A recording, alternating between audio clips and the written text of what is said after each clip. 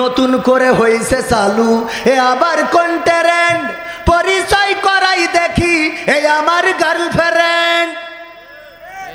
একদম আনায়াসে পরিচয় করাই দেয়। হঠাৎ আমার ভাইয়ের সাথে দেখা, যশোর শহরের পরে দেখি পিছনে একজন, কলাম ভাই কে? ভাবি মনে হয়। বলছে না তো কে? আমার গার্লফ্রেন্ড। ওরে পাকামো, এরকম বলে না বলে না? কুষ্টিয়া ইসলামী বিশ্ববিদ্যালয়, সেখানেও জুড়াই জুড়াই আছে না নেই? আছে। কবি নজরুলের মাজারে যাইয়ে জুড়াই জুড়াই বসে দোয়া করে। রমনা পার্কে তো আরো বেকায়দা। আর 14 ফেব্রুয়ারি আসছে, এটা কুত্তার কুত্তির মিলন মেলা হবে, ঠিক না বেঠে? ওরা এইভাবে ঘুরে বেড়ায়। এগুলো কুকুরের স্বভাব, এগুলো শিয়ালের স্বভাব, এগুলো বনের পশুদের স্বভাব। কোন মানুষের স্বভাব এত নোংরা হইতে পারে না। আর আমার মা বোনেরাও যাচ্ছে তাই, বুরকা একটা পরে। আরে বাবা, তুমি যদি 14 ফেব্রুয়ারি আমার 3 পিস না কিনে দাও, তোমার সাথে কাটা কাটি আমি শফিকুল ইসলামের ছেলের সাথে। হ্যাঁ, সত্যি না মিথ্যা? ওয়ার্নিং দেয়, তুমি যদি আমার না দাও তাহলে আমার ওই অমুকের ছেলে অফার করেছে, আমি অ্যাকসেপ্ট করতেছি না, করবো। চাপের পরে রাখে। আর এই যুবকরা এই জন্য কি করে, বাপের লুঙ্গি চুরি করে বেঁচে তো তারপরে 3 পিস কেনে। সত্য না মিথ্যা? এই মুসলমান দিয়ে হবেটা কি? নামে মুসলমান। এইসব নামে মুসলমানের কারণেই বাংলাদেশ আজ বিতর্কিত। যে আদর্শ, আমার ভাইজান সাক্ষী, আমি তো আমেরিকায় যাই নাই। আমেরিকায় ইসলাম আছে কিন্তু মুসলমান নেই, উনি সাক্ষী। কথা সত্য বললাম না মিথ্যা বললাম? সত্য। ইসলাম আছে, মুসলমান নেই। আর বাংলাদেশে মুসলমান আছে, ইসলাম নেই। বিশ্বাস হয় আপনাদের? উনি সাক্ষী, আমি যাই নাই, তাও বলতে পারবো। আমার সাইফুল্লাহ মানসুর ভাই একজন বাংলাদেশের বিজ্ঞ প্রাজ্ঞ শিল্পী। উনি বললেন আমেরিকায় চলছেন, যাইতে যাইতে পথে ফাঁকা মাঠের মধ্যে একটা মার্কেট পাইলেন, দোকান পাইলেন, ফলের দোকান। বললেন ভাই চলো এখান থেকে ফল কিনে নিই। যাওয়ার পরে দেখলো কোনো দোকানে মালিক নাই, দোকানে কোনো তত্ত্বাবধায়ক নাই, কোনো সুপারভাইজার নাই, সার্ভিস দেওয়ার জন্য কোনো মানুষ নাই, শুধুমাত্র দাম লিখে রাখা আর টাকার বাক্স রেখে দেয়। সেখান থেকে যার যা ইচ্ছা নিবে, যত টাকা দাম হবে দামটা নিবে। যদি টাকার নোট দেয়, ভাঙতিটা ওখানে আছে, ভাঙতিটা নিয়ে চলে যাবে। এইভাবে মার্কেট ওপেন করে রাখা আছে। কেউ একটা টাকা ওখান থেকে সরায় না, কেউ ফাঁকি দেয় না, কেউ ফাঁকি দিয়ে নিয়ে যায় না। সাইফুল্লাহ মানসুর ভাই তার ভাইকে জিজ্ঞেস করলেন, ওগো ভাই, এখান থেকে কি কোনো টাকা, কোনো ফল, কোনো সম্পদ কি চুরি যায় না? বলল না, কেউ চুরি করে না, কারণ তারা বিশ্বাস করে অন্যের অধিকার হরণ করা হয়ে যাবে। সুতরাং তারা নিজেদের মতো করে এখান থেকে যা পণ্য নেয়, দাম যা মারা আছে নিজেরা হিসেব করে টাকাটা দিয়ে রেখে চলে যায়। এই আদর্শ ছিল মুসলমানদের, কিন্তু এই আদর্শ আজকে মুসলমানদের আছে নাকি? আমেরিকার কোন মসজিদে আমি বিশ্বাস করি, আমেরিকার মসজিদে জুতা বাইরে থাকলো কি না থাকলো এই টেনশন করা লাগে। সিঙ্গাপুরে গেলাম, মুসলমান নাই, খুব সীমিত মুসলমান। সেই সিঙ্গাপুরের জাতীয় মসজিদে যখন ঢুকতেছি, জুতোটা খোলার সময় চিন্তা করতেছি জুতো রেখে যাব না ভিতরে ঢুকাবো। একজন বলছে ভাই এসেছেন, এটা মুসলমানের দেশ না, এটা খ্রিস্টান বৌদ্ধদের দেশ। জুতা রাখেন নিরাপদে, নামাজ পড়েন নিশ্চিন্তে, আসবেন আপনার জুতাই আপনি পাবেন, আবার পায়ে দিয়ে চলে যাবেন। আর বাংলাদেশে যদি মসজিদে যান, এক হুজুর বলতেছে, একদিন মসজিদে ঢুকলাম, একজন বলছে হুজুর জুতা জোড়াটা আমার কাছে দেন, আপনি হাতে করে নিয়ে ঢুকিছেন, খুব খারাপ দেখা যাচ্ছে। দিলাম জুতা জোড়া তার কাছে। ওমা, নামাজ শেষ করি দেখি জুতোও নেই, সেও নেই, জুতোও নেই, সেও নেই। তার মানে ওই মালটাই ছিল সুদ। কথাটা কি বোঝা গেছে? এই হলো আমাদের আদর্শ। আমরা কি এই আদর্শ নিয়ে থাকতে চাই? এই আদর্শ নিয়ে যদি না থাকতে চাই, তাহলে মুসলমান হিসাবে আমাদের দায়িত্ব কি, কর্তব্য কি জানার দরকার আছে না নাই? বললাম একজন মুসলমানের উপরে অপর মুসলমানের হক কয়টা? এইটা কইতে পারে না। এখানে একজন দাঁড়িয়ে বলেন তো কয়টা হক? কয়টা? 6টা। ওই যে ওখান থেকে 2-3 জন বলেছে, এখানে একজন ভাই বলেছেন। কিন্তু অনেকেই বিশ্বাস করেন আপনারা নিজের কাছে চিন্তা করেন, 6টা হক জানেন না। হকগুলো কি কি বলতে বললেও অনেকেই পারবেন না। এখানে মাদ্রাসার কিছু ছাত্র আছে, তারা হাদিসের পরিপ্রেক্ষিতে এটা অবশ্যই জানেন এবং বলতে পারবেন। আবার এই মাদ্রাসায় এগুলো সুন্দর করে শেখানো হয়, কিন্তু সেই মাদ্রাসায় ছাত্র ভিক্ষা করে আনতে হয়। আর ক্যাডেট স্কুলে, কলেজিয়েট স্কুলে ছাত্র ভর্তি করানোর জন্য অভিভাবকরা মারামারি শুরু করে দেয়, আমার ছেলের ভর্তি করাইতেই হবে। সত্য বলছি না মিথ্যা বলছি? ক্যাডেট স্কুল, কেজি স্কুলে 500 টাকা, 1000 টাকা মাসিক বেতন দিয়ে ছাত্র ছাত্রী পড়ান, আর মাদ্রাসায় উল্টো দেখেন 5 লাখ টাকা উনি একা দিয়ে দিয়েছে। এরপরেও আপনারা মাদ্রাসায় ছাত্র দেন না, কারণ এখানে দিলে খেলা হবে না। খেলা হবে, এখানে দিলে খেলা হবে না, কারণ এরা তো চুরি শিখবে না, এরা অন্যায় শিখবে না, মিথ্যা বলা শিখবে না। আমাদের তো দরকার মিথ্যা বলতে হবে, চুরি করতে হবে, অপকর্ম করতে হবে, ধর্ষণ করতে হবে। জাহাঙ্গীরনগর বিশ্ববিদ্যালয়ে স্বামীর বাইদে রেখে বোর ধর্ষণ করবে, আমরা এইগুলো খুঁজতেছি। সুবহানাল্লাহ বলবেন না? ও নাউজুবিল্লাহ হবে, ঠিক আছে, আমার ভুল হ্যাঁ আছে, ক্ষমা করি। তাহলে কি কথা শুরু করা যায়? থাকবেন আপনারা? কিন্তু ঝামেলা হলো এই সামনে কম, এই পাশে মেলা বেশি হয়ে গেছে। এই পাশের লোক যদি উঠাই নিয়ে আসি, আপনাদেরও কষ্ট হবে, উঠালাম না, অন্তত যারা বসেছেন উঠে যাবেন না, এই কথা দিলেন তো। এই জায়গায় আসার পরে খুব ভাল লেগেছে যে ভাইজানেরা তাড়াহুড়ো করতেছে স্টেজে উঠানোর জন্য, আর অন্য জায়গায় গেলি আমাদের চেষ্টা করে কি করি তারা একটু দেরি করে উঠানো যায়, প্ল্যান করে। আমি বললাম আমার দাওয়াত নিলে 10টার মধ্যে স্টেজ দিতে হবে, পাপ নাই। উনাদের বলার পরে বলছে হুজুর ঠিক আছে আসেন, 10টার মধ্যে দেবো। কি এর 10টার মধ্যে? আমি বললাম যে 10টায় দিলেও 12টায় শেষ করব, 11টায় দিলেও 12টায় শেষ, 11:45 দিলেও 12টায় শেষ। ওরা 12টায় উঠেছে, দেখি হুজুর কটায় শেষ করে। বুদ্ধি আছে না? হুজুর 12টায় উঠলাম, দেখি আপনি কটায় শেষ করেন। এদেশের মানুষের বুদ্ধির তো শেষ নেই, বুদ্ধির অভাব আছে। কত শয়তানি বুদ্ধি যে আছে। বলছে হুজুর আপনি আসার সাথে সাথে স্টেজে উঠাই দেবো। তা আমি খুব তাড়াতাড়ি করে গাড়ি চালাই আসলাম, এই সাথে স্টেজে উঠাইলে উঠাই বলছে সালাম দেন, দিলাম। বলছে আসেন কনে, তো বলছে এবার যে রেস্ট করতে হবে। কেন? বলছে আর 2 ঘন্টা পরে এসে তারপর। আমি আসিছেন স্টেজে তো উঠাইছি, উঠে সালাম দিয়ে এখন আবার চলেন, রেস্ট করবেন 2 ঘন্টা, তারপর উঠবেন। কৌশলের কোনো শেষ নেই, মিথ্যা বলে না। তো যাই হোক, আমরা ভাইয়েরা এখানে যারা বসেছি 11টার মধ্যে মাহফিল শেষ করবেন, সুতরাং আর আছে প্রায় 50-52 মিনিট থাকবো ইনশাআল্লাহ। 52 মিনিট থাকলে কষ্ট হবে? কষ্ট হবে কার কার? হাত উঁচু করেন তো। আমার আগে কথা বলেছেন আমার বন্ধুবর জনাব মাওলানা মাহবুবুর রহমান, আর উনার বাবা ছিল আমার বাবার বন্ধু। উনার বাবাও মারা গিয়েছেন, আমার বাবা মারা গিয়েছেন, কিন্তু আমার বাবা মারা গিয়েছেন একটু আগে, আজ 22 বছর হয়ে গেল। আর ওনার বাবা মারা গিয়েছেন 5-6 বছর, ওরকম হচ্ছে। তো এই যে দুইজনের বাবা, আমার আব্বা আবার উনার আব্বার কাছ থেকে ইসলামের দীক্ষা, কোরআন হাদিস শিখে নিয়ে কোরআনের হাদিসের ওয়াজ করে বেড়াতেন। আপনাদের শোলকুপায় ওয়াজ করেছেন। আমার আব্বার নাম ছিল মাস্টার আব্দুস সামাদ। অনেক মুরব্বীরা হয়তো চিনে থাকলেও থাকতে পারেন সেই সময় যারা ওয়াজ শুনতেন, আজ থেকে 20-22 বছর আগে। আপনাদের এখান থেকেই মাহফিল করে, জিনেদা থেকে মাহফিল করে ফেরার পথে কালীগঞ্জের 12 বাজারে অ্যাক্সিডেন্ট করে মারা গিয়েছিলেন। আমি তার বড় সন্তান।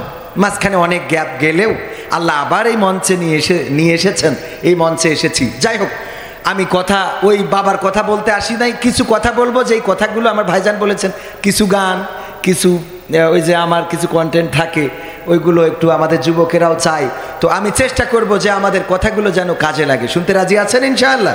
ইনশাআল্লাহ আরো জোরে বলেন ইনশা, আরো জোরে একটু। মুসলমান ইনশাআল্লাহ এই আওয়াজ দিয়ে বউ থাকে, এই সব গলার আওয়াজই নেই। এটা বউ তো ধারে থাকে নাই ভারে থাকে, তা তুমি কোনো কিছু করতে পারো না, তো তোমার বউ থাকে আছে না নাই? একজন বলছে হুজুর বরিশালতে আমার বউ পরকিয়া করে চলে গেছে, আপনি এই নিয়ে আমার একটা ভিডিও বানাই দেন। তাই ভিডিও বানালি তো তোর মান সম্মানই থাকবে না। পরকিয়া করিস কেন? তোর যদি ম্যাচিংয়ের ডিস্টার্ব থাকে আগে ঠিক কর। কথা কয় না। আরে বাবা, না হলে তোর বউ পরকিয়া করে হয় তার খাতি দিসনি, নাই পড়তে দিসনি, নাই কোনো উল্টো পাল্টা কিছু আছে, আগে নিজের তুরটিটা খুঁজে বের কর। তুই বোর সাথে খারাপ আচরণ করেছিস, প্রতিদিন কুপান দাও, গাঁজা খেয়ে বাড়ি আসো, মদ খেয়ে বাড়ি আসো, ডাইল খেয়ে বাড়ি আসো, বাবা খেয়ে বাড়ি আসো, বউ তোমার জন্য বসে থাকবে, খেয়ে কাজ নেই তো। কথা কয় না। সত্য না মিথ্যা? বউ পরকিয়া করে চলে যায়, কই হুজুরি বউ তো যাচ্ছে না, আমি তো বিয়ে করি, আমি মনে করছি গেলি আরো একটা নতুন হইবে না। এত সোজা প্রতি রাতে যে ইনকাম করিও দেখেই থাক কয় যে ও কিছু লাগবে না টাকা হলে আছে হ্যাঁ إن الحمد لله نحمده ونستعينه ونستغفره ونؤمن به ونتوكل عليه ونعوذ بالله من شرور أنفسنا ومن سيئات أعمالنا من يهده الله فلا مضل له ومن يضلله فلا هادي له ونشهد أن لا إله إلا الله ونشهد أن سيدنا محمدا عبده ورسوله الذي أرسله بالحق بشيرا ونذيرا وداعيا إلى الله بإذنه وسراجا منيرا فقد قال الله تعالى في كلامه المجيد والفرقانه الحميد সবাই পড়েন আউযু বিল্লাহি মিনাশ শাইতানির রাজিম বিসমিল্লাহির রাহমানির রহিম منها خلقناكم وفيها نعيدكم ومنها نخرجكم تارة أخرى وقال الله تعالى في شان حبيبي إن الله وملائكته يصلون على النبي يا أيها الذين آمنوا صلوا عليه وسلموا تسليما اللهم صل على سيدنا مولانا محمد وعلى آل سيدنا এসো হে রাসূল আবার ফিরে আমাদের মাঝে রে নতুন করে খুতবা দিতে কাবার মিনার পরে আল্লাহুম্মা সাল্লি আলা সাইয়্যিদিনা মাওলানা মুহাম্মদ ওয়া আলা আলি সাইয়্যিদিনা আমার যখন ফুরাবে দিন আসবে গহীন রাতি আমার যখন ফুরাবে দিন আসবে গহীন রাতি থেকো আল্লাহ জীবনে থেকো আল্লাহ জীবনে হয়ে চির সাথী আসবে গহীন রাতি আমার যখন ফুরাবে দিন আসবে গহীন রাতি জীবন নদীর দুকুল জুড়ে আসলে অমানিসা থাকবে না আর দু চোখে হায় একটু আলোর দিশা জীবন নদীর দুকুল জুড়ে আসলে অমানিসা থাকবে না আর দু চোখে হায় একটু আলোর দিশা সেদিন আমার সেদিন আমার সেদিন আমার অন্ধ চোখে তুমি থেকো বাতি আসবে গহীন রাতি আমার যখন ফুরাবে দিন আসবে গহীন রাতি, আমার বলে যেদিন কাউকে পাবো না,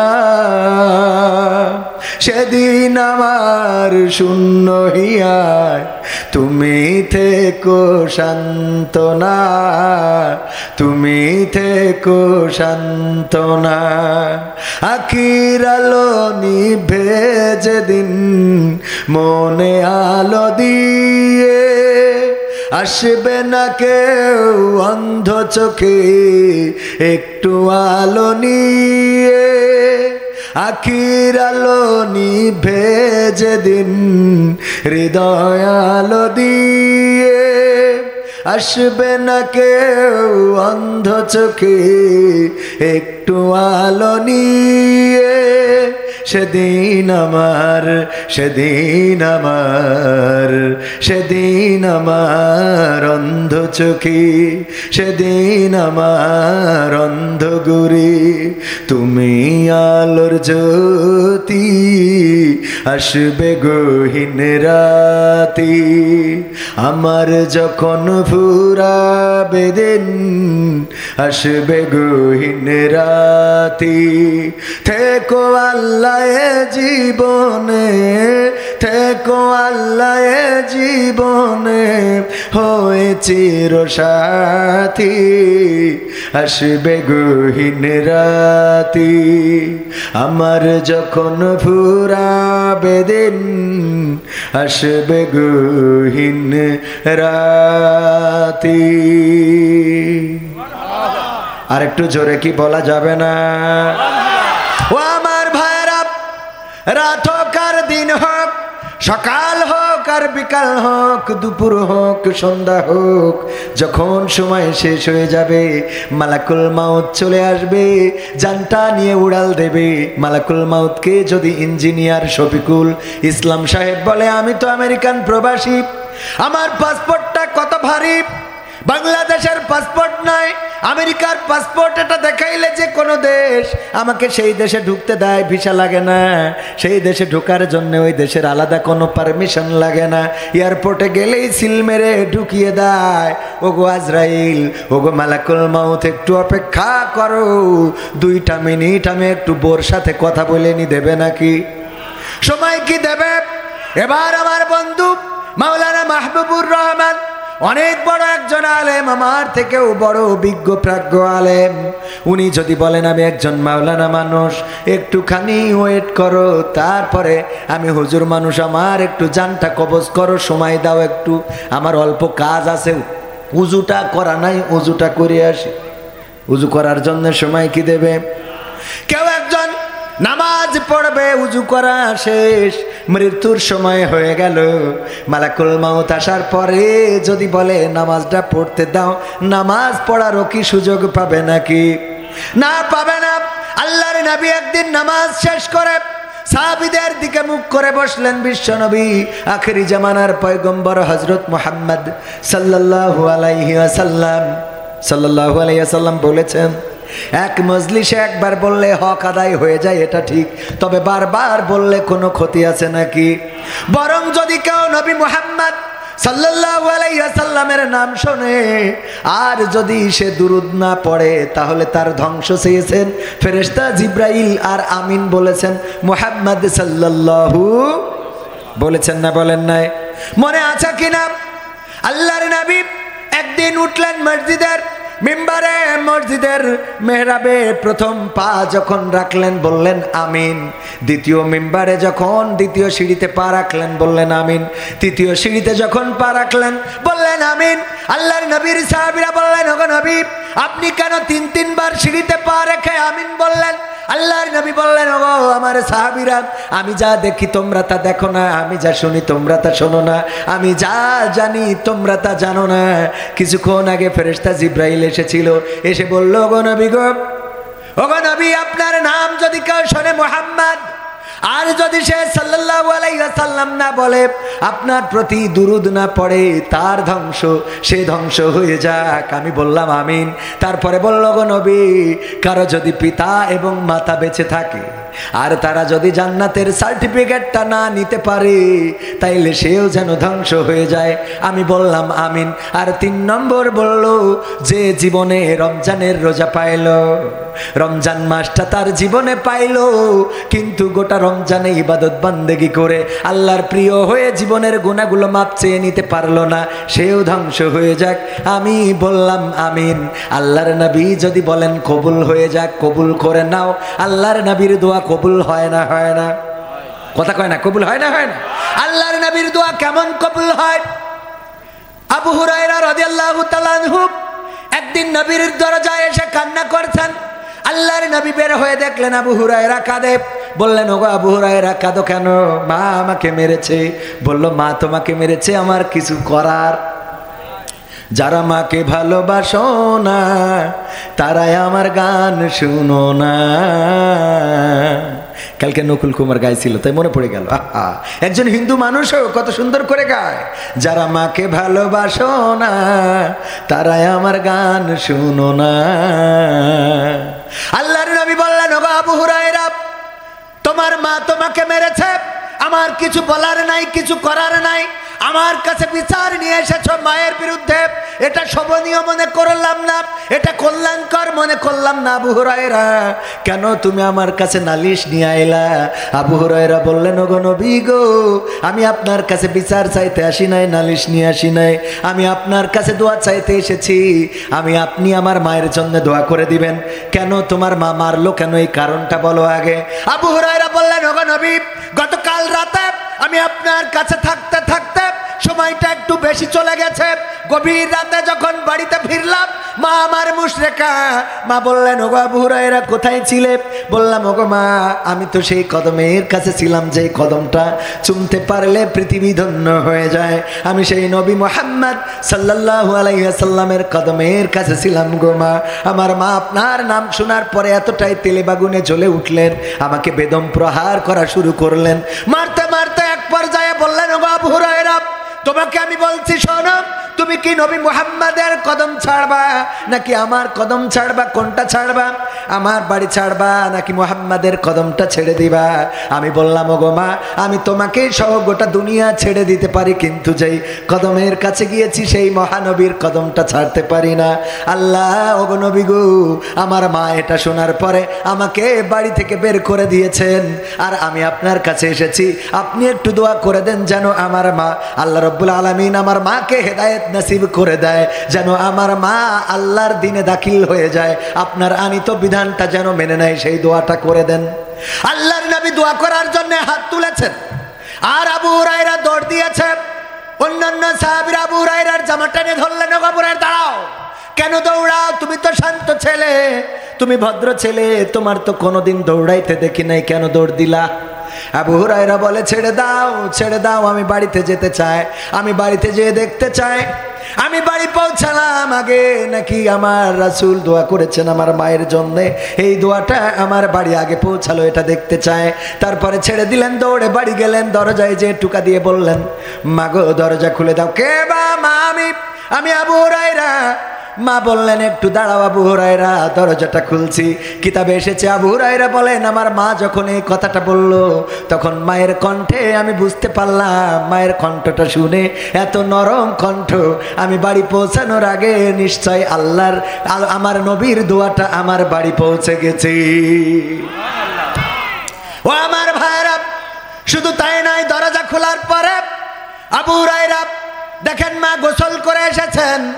মা বললেন, ওগো আবু হুরায়রা, তুমি নিয়ে চলো মুহাম্মাদের কাছে, যেই মুহাম্মাদের কাছে তুমি ছিলে, যার কদম চুমলে পৃথিবীটা ধন্য হয়ে যায়। আমি সারাটা রাত ঘুমাতে পারি নাই তোমাকে মারার পর থেকে, মনে হচ্ছে কেন মারলাম, কেন আমি পিটাইলাম। আমার ছেলে তো কোনো খারাপ জায়গায় যায় নাই, কোনো খারাপ মানুষের কাছে যায় নাই, এমন একজন মানুষের কাছে গিয়েছে যেই মানুষ জীবনে মিথ্যা বলে নাই, পরনিন্দা করে নাই, পরচর্চা করে নাই, কাউকে গালি দেয় নাই, কাউকে কোনোদিন পিটাই নাই, কারো প্রতি কোনোদিন অবিচার করে নাই। এমন সুবিচার ছিল রাসূল হওয়ার আগেও, যখন হজরে আসওয়াদ কালো পাথরটা মক্কায় বসানোর জন্য 4টা গোত্র মারামারি শুরু করে দিল। 4 গোত্র 4 দিকে অবস্থান দিল।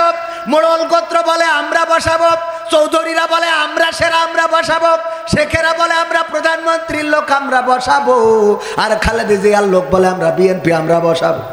বোঝেননি?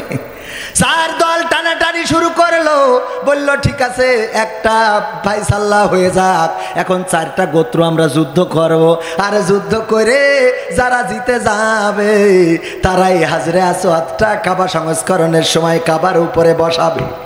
তার মানে কি, যুদ্ধ করলে কি জীবনহানি হয় না? হয় না? ফিলিস্তিনে যুদ্ধ হচ্ছে, ইসরায়েল বোমা ফেলে বেসামরিক মানুষ সহ মহিলা এবং শিশুদেরকে হত্যা করছে। অপরদিকে ইসরায়েলেরও মানুষ মরছে না? মরছে না? অপরদিকে ইসরায়েলের সেনাবাহিনীর সেনা সদস্যও মরছে। তার মানে যুদ্ধ কখনো কল্যাণ বয়ে আনে না, মাঝে মাঝে অকল্যাণও আনে না। আনে না, অকল্যাণও আনে। ওগো আমার ভাইরা, যখন চারটা গোত্র হিড়াহিড়ি শুরু করে দিল যে কে কারা যুদ্ধে যারা জিতে যাবে তারাই পাথরে বসাবে, একজন প্রস্তাব করলো, শুনে নাও শুনে নাও, আমি তোমাদের একটা নতুন প্রস্তাব করি। সেটা হলো কালকে সকালবেলা যে প্রথমে কাবা গৃহে ঢুকবে আমরা তার বিচারটা মেনে নেব, সে যে বিচারটা করে দেয় এটা মেনে নেব।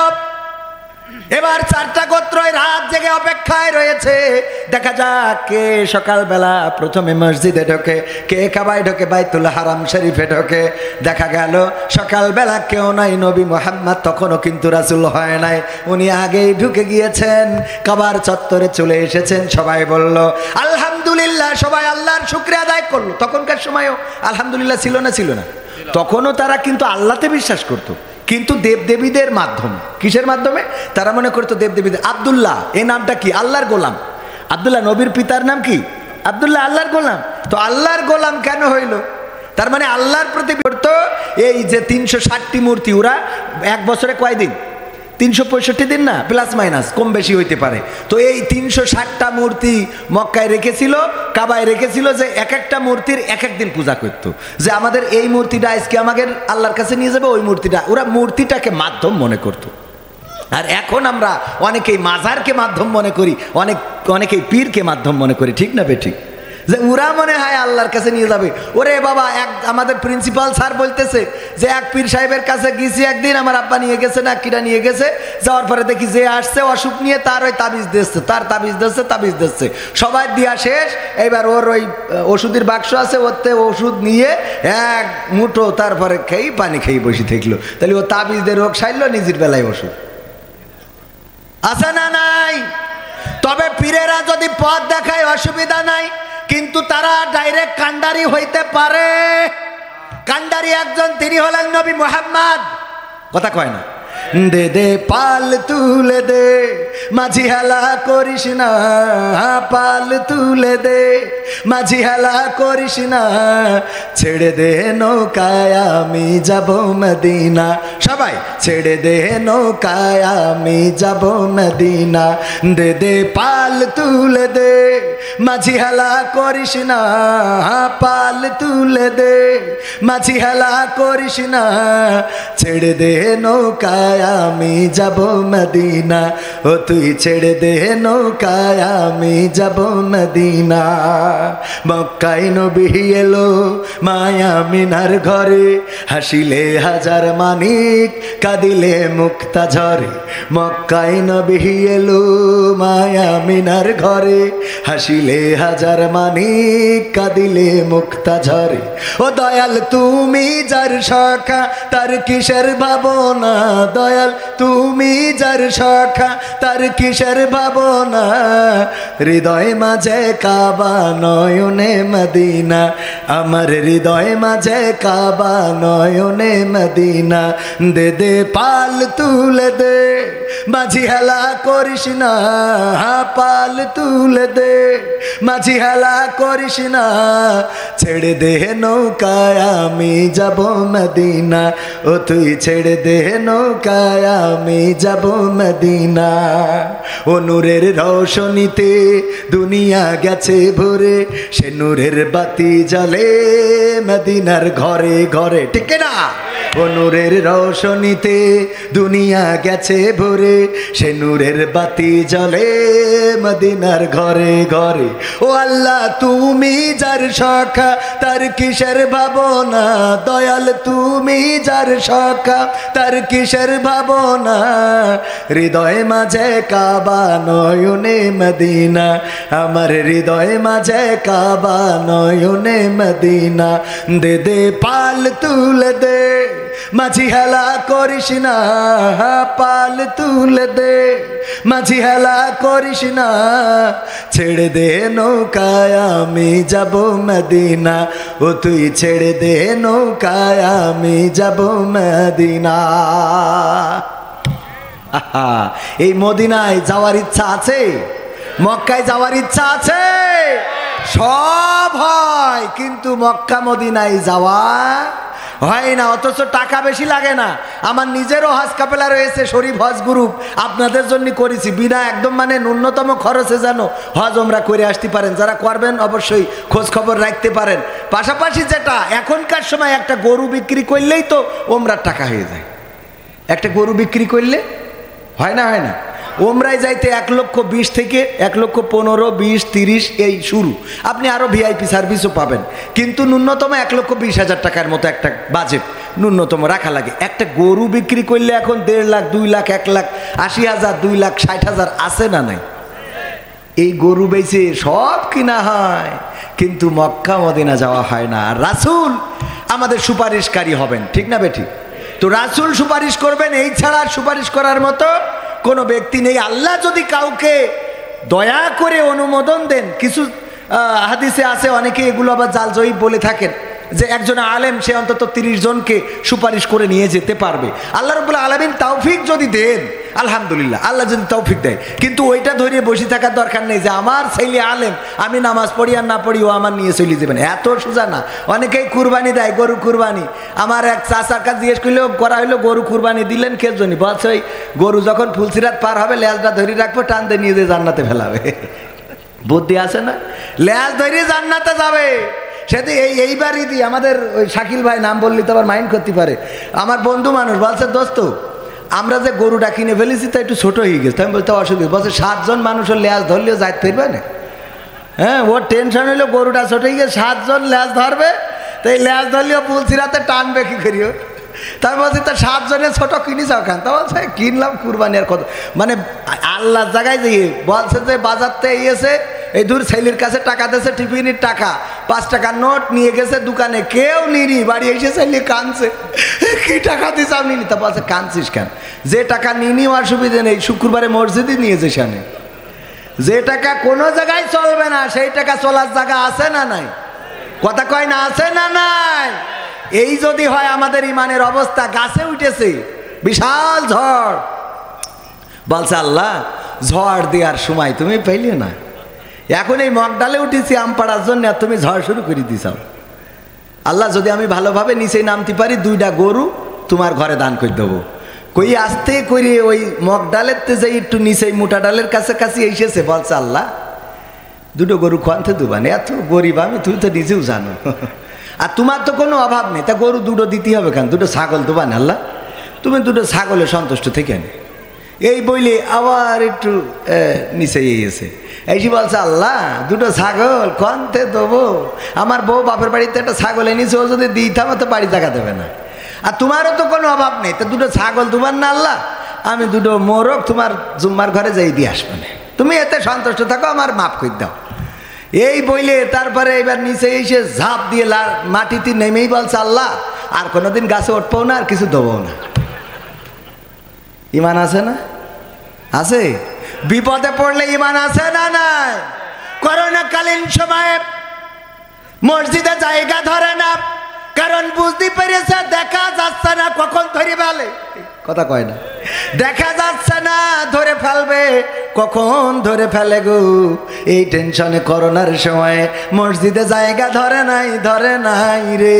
আর যখন মসজিদে খুলে দেয়া হলো, যাও নামাজ পড়ার জন্য খুলে দিলাম রে, আরে ওই যে মসজিদ থেকে বেরোয় গেল, আরে এখন বলেও ঢুকানো যায়? মসজিদে ঢোকে কখন? কখন ঢোকে? একেবারে নেটওয়ার্ক যখন আর পাই না, কোনো টাওয়ার নেই, নেটওয়ার্কে কাজ হচ্ছে না, হ্যালো হ্যালো করে কিন্তু ওইদিকে বুঝতে পারছে না, বুঝলেন? নেটওয়ার্ক নেই। একজন শুনেছে জুম্মার দিন যদি কেউ আগে মসজিদে যায় তাইলে সে একটা কবুল হজের সওয়াব পাবে। এক বুড়ো গরিব মানুষ চিন্তা করছে, আরে আমার জীবনে তো হজ করা হবে না, এত টাকা তো নাই, আরো বাংলাদেশে 8 লাখ 9 লাখ টাকা করে দিয়েছি, এই টাকা তো আমার ভিটে বেচলিও হবে না, সুতরাং মসজিদে জুম্মার দিন আগে যাব। জুম্মার দিন যাইয়ে দেখে আর এক বুড়ো এসে মসজিদে বসে আছে। বলছে যাক আজকে হয়নি, অসুবিধা নাই, আগামী জুম্মার দিন আসবো। পরের জুম্মায় দিয়ে দেখে আবার সেই বুড়ো বসা। চিন্তা করলো যাক আগামী দিন আর একটু সকাল করে আসবো। পরের জুম্মায় আবার সকাল করে যেয়ে দেখে তাও সেই বুড়ো বসা।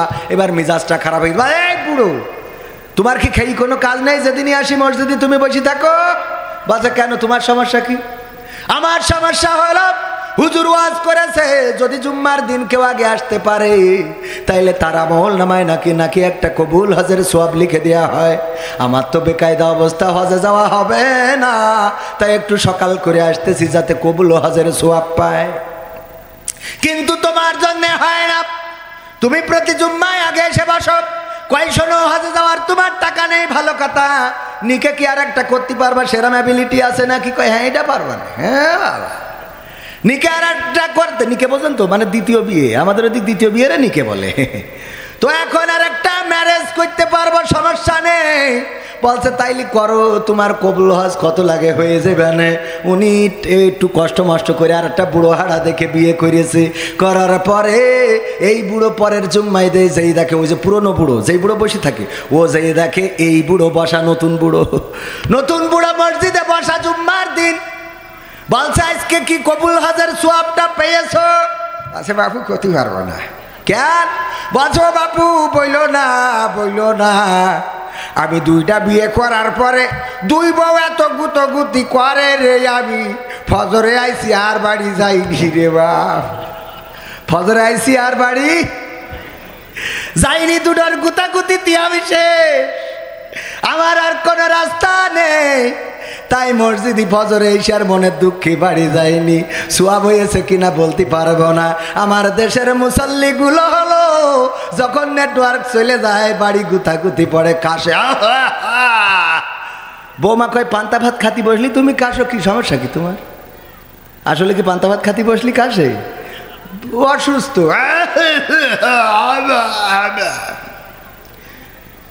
এই ছেলে বলে আব্বা শুরু করি যাও কি, ভাত খাতি বসছি আর তুমি এখানে শুরু করি চাও।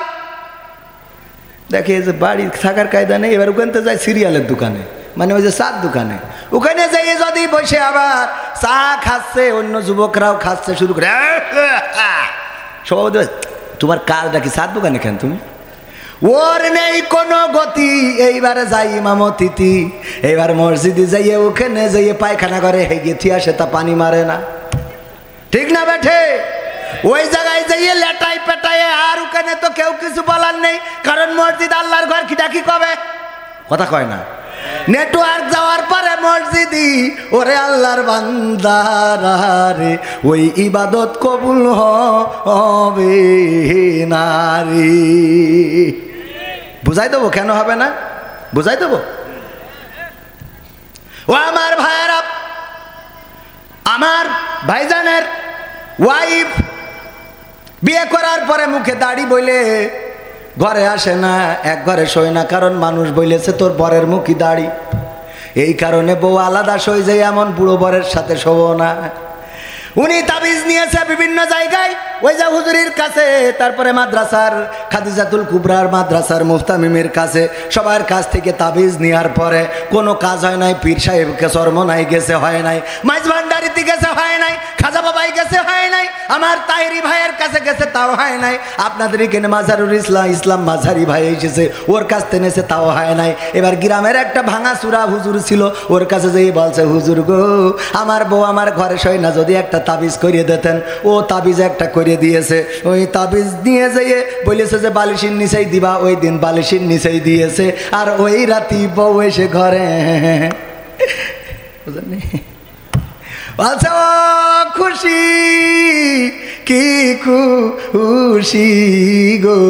এতদিন কত বড় বড় হুজুরির কাছে গেলাম, কাজ হইল না। জামাতের নেতার কাছে গেলাম, হেফাজতের নেতার কাছে গেলাম, চরমনার নেতার কাছে গেলাম, আটরশির নেতার কাছে গেলাম, আওয়ামী লীগের ওলামা লীগের কাছে গেলাম, ধর্ম বিষয়ক মন্ত্রীর কাছে গেলাম, না কাজ হইল না। আর গ্রামের এই ভাঙাচুরা হুজুর, যার কেউ ডাকে না তার তাবিজে এসেছে, ও তাড়াতাড়ি করে সকালবেলা গোসল মেরেই গেছে বাজার করার জন্যে। বাজার করে এনে বোর কাছে দিয়েছে, না ও রান্না করো। এই যে মাছ, গোশ, হরিণীর গোশ, ছাগলের গোশ, বিলার গোশ, হাতির গোশ সব ঘরে। বলছে এত বাজার কেন? আছে ঘটনা, যে কৃষির ঘটনা রাখতো। আমি আজকে এক হুজুরির দাওয়াত করি, খাবো। কোন হুজুরির? আছে, তুমি আগে রান্না করো না, তুমি বলো কিসের জন্য এত রান্তি হবে? কে এমন বড় মানুষ? এই আবার কমে গেল কেন? কে এমন বড় মানুষ? কমে গেল কেন? হ্যাঁ, হ্যালো, কে এমন বড় মানুষ? কে এমন? কার দাওয়াত করে খাওয়াবা গো? বলছে দেখো, আমার গ্রামের ইমাম সাহেবের দাওয়াত করে খাওয়াবো। কেন খাওয়াবা? বলছে আমার সোনার ময়না পাখি গো, তোমার বিয়ে করার পর থেকে আমার ঘরে ঘুমাও না। আমি কত হুজুর, মুফতি, মাওলানা, মুহাদ্দিস, কারীদের কাছে যেয়ে তাবিজ আনলাম, কাজ হইল না। কিন্তু আমার গ্রামে যে এত বড় হুজুর আছে জানতাম না রে। আমার এই ভাঙাচুরা হুজুরের তাবিজ আনলাম, আর ওই রাতি তুমি আমার ঘরে এসেছ। সুতরাং ওই হুজুরির আমি একটু দাওয়াত করে খাওয়াবো, ভালো করে রান্না করো। বলছে আমি হুজুরির তাবিজই আইছি। কইল কিটা? বলছে তেবে কি গতকালকেই তো এনে বালিশের মধ্যে রাখিছি।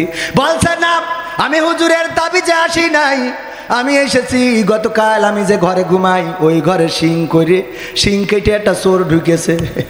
ঢুকে ঘরের মধ্যে যে টাকা পয়সা গয়না গাটি ছিল সব বের করে নিয়ে গেছে। আলনা আলমারিতে যা ছিল নিয়েছে, এলইডি নিয়েছে, টিভি, ওয়াইফাই, ইন্টারনেট যা ছিল সব ঘরে নিয়ে গেছে। নিয়ে যাওয়ার পরে লাস্টে শুধু আমি আর ওই খালি ঘরে ছাড়া কিছু নেই। এবার দেখি আমার দিকে তাকাচ্ছে, মনে করলাম আমারও তালি মনে হয় এবার চোরে নিয়ে যাবে। এই ভয়তে আমি তোমার ঘরে আইছি, কারোর তাবিজি আসি নাই। স্বামী দুঃখ করে বলতেছে, ওরে আমার বউ গো, সেই তো আমার ঘরে আসলি, কিন্তু ঘরটা খালি করে থুয়ে কেন আসলি? যদি একটু আগে আইতিস তাইলে ওখানে যেই আমি অন্তত কিছু সম্পত্তি রক্ষা করতে পারতাম না।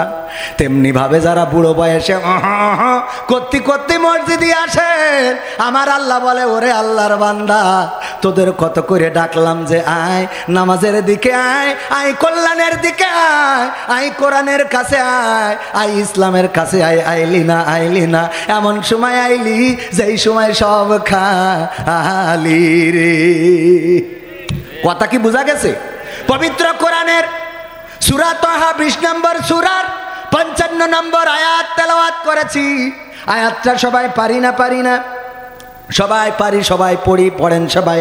মিনহা খলাকনাকুম ওয়া ফিহা নুঈদুকুম ওয়া মিনহা নুখরিজুকুম তারাতান উখরা। এই আয়াত আমরা পড়ি কখন? মানুষ মাটি দেওয়ার সময়। কখন পড়ি? মাটি দেওয়ার সময়। আসলে কি এই আয়াতটা মাটি দেওয়ার জন্য নাজিল হয়েছে জানেন আপনারা? কেউ বলতে পারবেন না। পারবেন, অনেকেই পারবেন, সাহস করি বলেন না। আবার আমি তো পড়া নিচ্ছি না যে তাই বলবেন। আসলে জানেন অনেকে। এখানে অনেক আলেম ওলামা আছে যারা আমার থেকে অনেক ভালো জানে, আমি এটা বিশ্বাস করি। তাদের সামনে কথা বলা অনেকটা বেয়াদবের মতো, কিন্তু কিছু তো করার নাই, কারণ ভালো আলেম তুলে দিলে আপনারা তো থাকবেন না। এ ভাই, আওয়াজটা কমে যাচ্ছে কেন? আজ থেকে একটু আর একটু বাড়াই দেন, টাকা ধরিয়ে দেবো না। হ্যাঁ, একটু আওয়াজ দেন। হ্যাঁ, এইবার একটু আওয়াজ না পারলে আমাকে নেটওয়ার্কে কাজ করে না। এখন বড় আলেম যদি এখানে তুলে দেওয়া হয়, আলেম যদি সুন্দর করে ওই যে হাস রস কৌতুক দিয়ে না কইতে পারে, তাহলে তো শুনবেন না। এ তো আর এক জ্বালা। সত্য বলছি না মিথ্যা বলছি? গ্রামের মসজিদের মুয়াজ্জিন, গ্রামের মসজিদের ইমাম অত্যন্ত সুন্দর চমৎকার আলোচনা করে। এই মসজিদের ইমামের আলোচনা কয়জন শোনেন? না, শোনেন না। এমনকি আমার গ্রামে, আমার মসজিদেও আমাকে বেশি কথা বলতে দেওয়া হয় না, কারণ আমার ওয়াজ গ্রামের মানুষ শোনে না রে। বোঝেননি? কয় ওর ওয়াজ কি শুনবো? আমাদের অবস্থা হলো, আবার আমার গ্রামে বাইরে থেকে হুজুর, আমি নিজেই এইবার আবার একটা হুজুর ভাড়া করেছি। প্রধান বক্তা সে আর দ্বিতীয় বক্তা আমি টাকা তুলতে হবে, বুঝলেন? কারণ আমার গ্রামের মানুষ ওরা টাকা দিয়ে অন্য হুজুর এনে ওয়াজ শুনবে, কিন্তু ফিরিয়ে আমার ওয়াজ শুনতে রাজি না। আপনার গ্রামেও সেম অবস্থা। অনেকে ইমাম বাছাই করে, ইমাম সাহেবের গ্রামের যে হাফেজ তাকে মসজিদে ইমামতিতে নেয় না, কারণ ওর বউ নাকি মাঠে ছাগল খাওয়াতে যায়। তা বাইরের গ্রামে যে হুজুর আসে তার বউ যে গরু খাওয়াতে যায় না, তার গ্রাম ঠিকই কথা কয় না। তুমি যে বাইরের হুজুর এনে গ্রামের ছেলেটারে যদি তুমি প্রতিষ্ঠিত করে দিতা, তাইলে ওর তো কষ্ট করে এই শীতের সকালে সাইকেল চালায় 3 মাইল দূরে যেই নামাজ পড়ানো লাগে, আর তোমার গ্রামে আবার 6 মাইল দূরিতে আর এক হুজুর আসে। তুমি যদি তোমার গ্রামের ইমামদারে চাকরি দিতে এখানে, তাইলে বাড়িতে থেকে 2টা গরু পুষতে পেত, আবার ইমামতিও করতো। সুতরাং 2টা টাকা কম দিলেও কোনো অসুবিধা ছিল নাকি? কথা কয় না। এই মাইন্ডসেট আমাদের নেই যে আমাদের গ্রামের লোকের ছেলের ইমামতি দেবো তো বড় লোক হয়ে যাবো। ও দেবো কেন? ও লিডারি ও করবে কেন? খেলা হবে না, ও দিয়ে খেলা হবে। সত্য বলছি না মিথ্যা বলছি? এই মাইন্ডসেট দূর করার দরকার আছে না নাই? মাইন্ডসেট দূর করতে পারবেন? গ্রামের যে ইমাম, গ্রামের হাফেজ, গ্রামের কোরআনের খাদেম, তাদেরকে গ্রামের মসজিদে ইমামতি দেবেন, যেন কষ্ট করে অন্য দূরে না যেতে হয়। ওগো আমার ভাইয়েরা, এটা যদি করতে পারেন, তাহলে আপনার গ্রামের হুজুর আপনার গ্রামেই থেকে গেল। এই যে কটা উঠেছে দেখেন, সবগুলো জুব্বা পরা। কি হবে বেঁচে থেকে অযথা বিদ্যা শিখে, যদি না গড়তে পারি শোষণবিহীন সমাজটাকে? কি হবে বেঁচে থেকে? কি হবে আলেম হয়ে ইমাম সেজে সমাজেতে, পারো যদি সত্য কথা উচ্চ স্বরে না বলিতে? কি হবে আলেম হয়ে ইমাম সেজে মসজিদেতে, পারো যদি সত্য কথা উচ্চ স্বরে না বলিতে? চাকরি ভাই করো যদি ছেড়ে দাও ইমামতি, চাকরি ভাই করো যদি ছেড়ে দাও ইমামতি। কি হবে ধোকা দিয়ে আল্লাহকে? ঠিক না বেঠে? ওরা আল্লাহকে ধোকা দেয়, ওরা আল্লাহর সাথে মুনাফিকি করে, নেফাকি করে, মুখে যা বলে কাজে তা করে। এই জাতীয় আলেম ওলামা, এই জাতীয় মাওলানা মুফতি, তাদের পিছনে নামাজ পড়াবো যাবে না? যাবে না। কারণ তুমি মাওলানা মানুষ, আলেম মানুষ, তোমার ব্যস্ততা থাকতে পারে। তুমি ব্যস্ততা থাকলে আসো না এখানে। এসে পরিবেশ নষ্ট করার অধিকার তো তোমাকে দেয়া হয় নাই। এতগুলো সাধারণ মানুষ, জনসাধারণ বসে থাকে, তোমার গা জ্বলে কেন? কথা কয় না। ও আমার ভাইয়েরা, কথাগুলো মনের দুঃখে বললাম, কারণ এই জাতীয় লোকেরা নীতির কথা বলে, কিন্তু নীতির সাথে চলে চলে। কি হবে? কি হবে নামাজি রোজা ইমানদারির বড়াই করে, কোরআনের খাদেম গুলো থাকে যদি কারাগারে? রে ভাই রে, কি এগুলো? কি হবে নামাজি রোজা ইমানদারির বড়াই করে, কোরআনের কর্মীগুলো থাকে যদি কারাগারে? মসজিদের কোণে বসে জিকির যত করো কইসে, মসজিদের কোণে বসে তাসবিহ যত টানো ঠেসে, এভাবে যায় না পাওয়া আল্লাহকে? যাবে? এভাবে যায় না পাওয়া আল্লাহকে। কি হবে বেঁচে থেকে অযথা বিদ্যা শিখে, যদি না গড়তে পারি শোষণবিহীন সমাজটাকে? কি হবে বেঁচে থেকে? কি হবে লেখালেখি কলমবাজির ওই মহড়া, সমাজের আসল চিত্র যদি না যাই তুলে ধরা? কি হবে টিভি চ্যানেল সাংবাদিকের এই ক্যামেরা, সমাজের আসল চিত্র যদি না যাই ভিডিও করা? যদি ওই ঘুষের বলে কলমটা উল্টো চলে, যদি ওই হ্যালো কলে ক্যামেরা উল্টো বলে, তবে কি যাবে রোখা দুর্নীতিকে? তবে কি যাবে রোখা দুর্নীতিকে? কি হবে বেঁচে থেকে অযথা বিদ্যা শিখে, যদি না গড়তে পারি শোষণবিহীন সমাজটাকে? কি হবে বেঁচে থেকে? কি হবে নেতা হয়ে জনবলে ঘাট ফুলিয়ে, শৈলকুপা গরম দেখে যদি থাকো ঘরে শুয়ে? কি হবে নেতা হয়ে জনবলে ঘাট ফুলিয়ে, রাজপথ গরম দেখে যদি থাকো ঘরে শুয়ে? এর চেয়ে সেজে গুজে ভিলেনের সঠিক পদে, এর চেয়ে সেজে গুজে ভিলেনের সঠিক পদে, দিয়ে দাও অভিনয়ে জীবনটাকে, দিয়ে দাও অভিনয়ে জীবনটাকে। কি হবে বেঁচে থেকে অযথা বিদ্যা শিখে, যদি না গড়তে পারি শোষণবিহীন সমাজটাকে? কি হবে বেঁচে থেকে? কি হবে আকাশ ছোঁয়া বিলাসবহুল বাড়ি গাড়ি, না খেয়ে কত মানুষ পরপারে দিচ্ছে পাড়ি? কি হবে আকাশ ছোঁয়া বিলাসবহুল বাড়ি গাড়ি, না খেয়ে কত মানুষ পরপারে দিচ্ছে পাড়ি। আজরাইল আসবে যবে মাটিতেই পড়ে রবে, আজরাইল আসবে যবে মাটিতেই পড়ে রবে। কোনো কাজে লাগবে না ওই প্রাসাদটাকে, কোনো কাজে কি লাগবে? আমার শফিকুল ইসলাম উনি ইঞ্জিনিয়ার মানুষ, উনার ইঞ্জিনিয়ারিত্ব কি কবরে যাওয়ার পরে কোনো কাজে আসবে? কবরে যাওয়ার পরে করেন বলেন মান রব্বুকা ওয়া মান দীনুকা ওয়া মান নাবিয়ুকা। উনি যদি বলেন আমি ইঞ্জিনিয়ার, আমি আমেরিকান প্রবাসী, আমি একজন বাংলাদেশের নাগরিক, বলেন কোনো কাজ হবে নাকি? না, কাজ হবে না। সেখানে দরকার কিসের? কিসের? প্রথমে একটা গান বলেছিলাম, মনে আছে কিনা? আল্লাহ তুমি সাথী হয়ে থেকো, আমাদের সাথী হিসেবে কাকে পেতে চাই? আল্লাহ যদি কারো সাথী হয়ে যায় সে কবরের সাথী হবে। আল্লাহ রাব্বুল আলামিন যদি কারো সাথী হয়ে যায় অসুস্থতায় সাথী হবে, অভাবের সময় সাথী হবে, বিপদের সময় সাথী হবে, মুসিবতের সময় সাথী হবে। কিন্তু অনেককে যারা সাথী হিসেবে আমরা খুঁজি, ওই সাথীগুলো বিপদের দিন সাথে থাকে। কথা কয় না থাকে? বিপদের সময় বন্ধু চেনা যায়, এই কথা আমরা প্রায়ই বলি। যখন বিপদে পড়া হয় তখন বন্ধুরা কাজে আসে না। হঠাৎ টাকার দরকার, ফোন দিলাম মাহবুবুর ভাইয়ের কাছে, ওগো ভাই 5,000 টাকা কি ধার দেয়া যায়? মাহবুবুর ভাই বলল যে না, উপায় নাই, টাকা দেওয়ার মতো টাকা নাই। আমি শফিকুল ইসলাম ভাই ইঞ্জিনিয়ার, উনাকে বললাম আমেরিকায় থাকেন, আমার যদি 50,000 টাকা দিতেন বিপদটা কেটে যেত। আমার ভাইজান বলল কবির ভাই আমার মাদ্রাসার মাহফিল করতে যেয়ে টাকা শেষ, আমি এখন টাকা দিতে পারবো না, আমার পকেটটা ফাঁকা। কথা কয় না? আমার কথা কি বুঝতে পারছেন আপনারা? এই কথা বলে না, বলে না।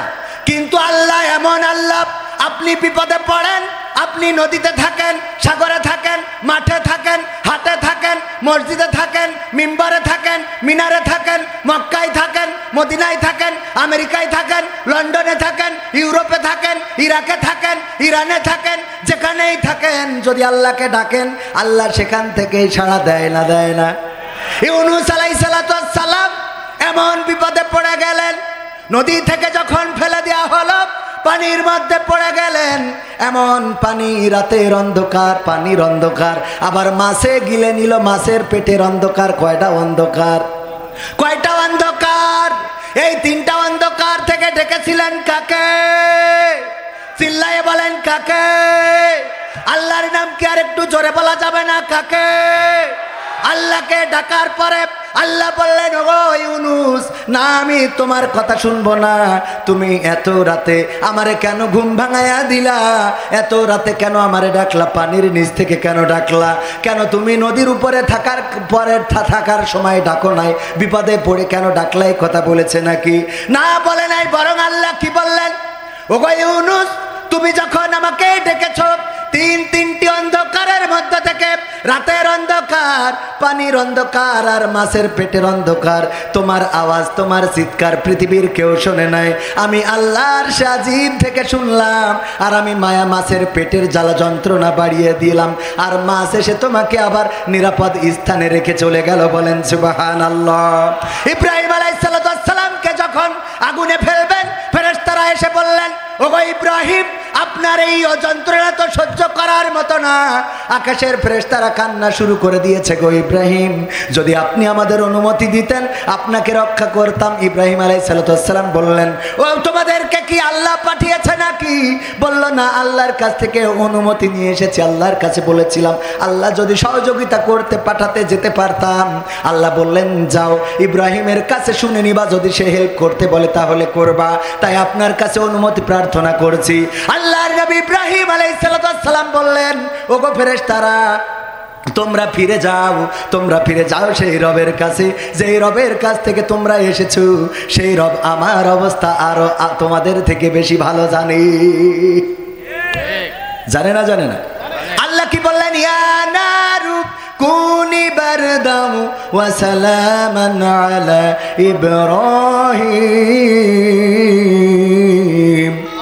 আল্লাহ বললেন, ওগো আগুন, তোমাকে আমি বলে দিচ্ছি, শোনো, তুমি আমার ইব্রাহিমের জন্য ঠান্ডা আরামদায়ক শীতল হয়ে যাও, আর ইব্রাহিমের জন্য আগুনটা তখন ঠান্ডা আরামদায়ক শীতল হয়ে গেল। বলেন সুবহানাল্লাহ। যখন ইসমাইল পানির জন্য ছটফট করছিলেন, হাজরা আলাইহিস সালাম একবার সাফাতে ওঠেন আর একবার মারওয়া পাহাড়ে ওঠেন।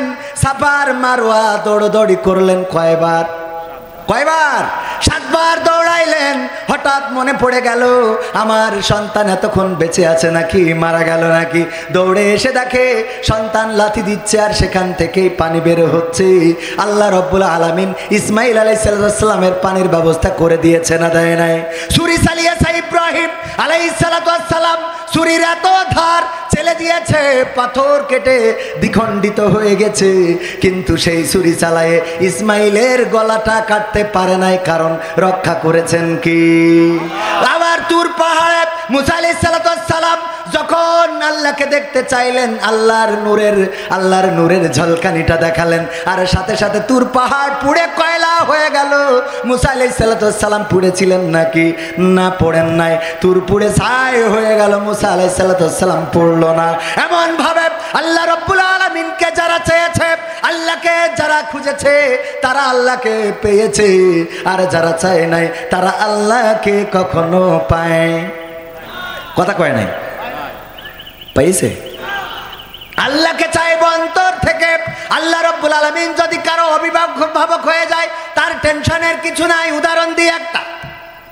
রয়্যাল বেঙ্গল টাইগার ফাঁকা মাঠের মধ্যে একটা গরু পেয়ে তাড়া করেছে ধরার জন্যে। গরু দৌড়ায়, টাইগারও দৌড়ায়। দৌড়াইতে দৌড়াইতে গরু দেখে এক জায়গায় নরম কাদা আছে, ওই কাদার মধ্যে ঝাঁপ দিয়েছে, আর বাঘও ঝাঁপ দিয়েছে, কিন্তু বাঘের দৌড়টা এত বেশি ছিল যে ও গরু রেখে আরো 3 হাত সামনে যেয়ে পড়েছে কাদার মধ্যে। গরু যেখানে পড়েছে 3 হাত সামনে যেয়ে পড়েছে বাঘ। পড়ার পরে এখন বাঘ যত ছটফটা করছে তত আটকে যাচ্ছে। গরু ছটফট না করি চুপচাপ বসে আছে, বসিতে জাবর কাটাচ্ছে। বাঘ বলতেছে, আসলেই তো তুই বল। বলছে, কেন? বলছে, এই বিপদে পড়ে আছি কাদার মধ্যে, তুইও বেরোতে পারছিস না, আমিও বেরোতে পারছি না, এর মধ্যে তুই যে জাবর কাটাচ্ছিস, তোর তো আসলে বলদ ছাড়া তো কিছু বলা যায় না। তা বলছে, তার সমস্যা কি? সমস্যা না, আমি যদি তোরে ধরতে পারতাম তাইলে তোরে আমি খেয়ে আমি বেঁচে থাকতাম। তুই মারা যাতিস সেটা ঠিক, কিন্তু আমি তো বেঁচে থাকতাম। আবার তুই যদি দৌড়ে পালাতে পারতিস তাহলে দুইজনই বেঁচে থাকতাম। আবার এখন যে বিপদে আমরা পড়েছি, চিন্তা করি দেখ, তুইও বাঁচবি না, আমিও বাঁচবো না। কয়, টাইগার আসলে বলত তো আমি না, বলত তো তুই। কেন? ওরে টাইগার তুই তো জানিস না, আমি তোর বুঝাই দিই বস, কেন আমি যাবর কাটাই। আমার দুশ্চিন্তা নাই, টেনশন নাই, আমার কোনো ভয় নাই। কারণ হলো আমার একটা মালিক আছে, ইঞ্জিনিয়ার শফিকুল ইসলাম। সে যখন আমেরিকা থেকে বাড়ি এসেছে, আসার পরে গোয়াল ঘরে গরু পাবে না, তখন বুঝবে যে আমার গরু এখনো বাড়িতে আসে নাই। ও খোঁজার জন্য বের হবে, আর খুঁজতে খুঁজতে যখন আমাকে পেয়ে যাবে, আমার উদ্ধার করবে। আর তোর যখন দেখবে, তখন তোর এই কাদার মধ্যে কবর দিয়ে তারপরে চলে যাবে, কারণ আমার অভিভাবক আছে আর তোর কোনো অভিভাবক। কথা কি বোঝা গেছে? যারা আল্লাহকে অভিভাবক হিসাবে পেতে চায়, ওরা কাদায় পড়ুক, ওরা কষ্টে থাকুক, ওরা জেলখানায় যাক, ওরা ফাঁসির কাষ্টে ঝুলুক, ওদের দেশ থেকে তাড়িয়ে দেয়া হোক, যাই করা হোক না কেন, ওরা জানে অভিভাবক আছে আল্লাহ, উনি একদিন না একদিন আমাকে উদ্ধার করবেন। আর যাদের অভিভাবক নাই, ওরা বুদ্ধি করে, কৌশল করে। একজন মারা যাওয়ার সময় বলতেছে, খুকারা রে, আমি মারা যাওয়ার পরে পুরনো গোরস্থান থেকে কাফনের কাপড় চুরি করে এনে আমার কাফন পরাই দিবি। বলছে, আব্বা এটা কোনো কথা? আপনি যে সুদ খেয়ে খেয়ে টাকা বানাইছেন, ওই টাকা কোনে রাখবো আমি? বরং আমরা ওই জিনেদা থেকে শৈলকু পাততেও নেব না, জিনেদার থেকে খুব দামি কাপনের কাপড় দিয়ে তোমার দাফন কাফন করে দেবো। বলছে, খুকারা এই কাজ মোটেও করবি না। কেন? বলছে, এটা একটা বুদ্ধির খেলা। কিসের বুদ্ধির খেলা?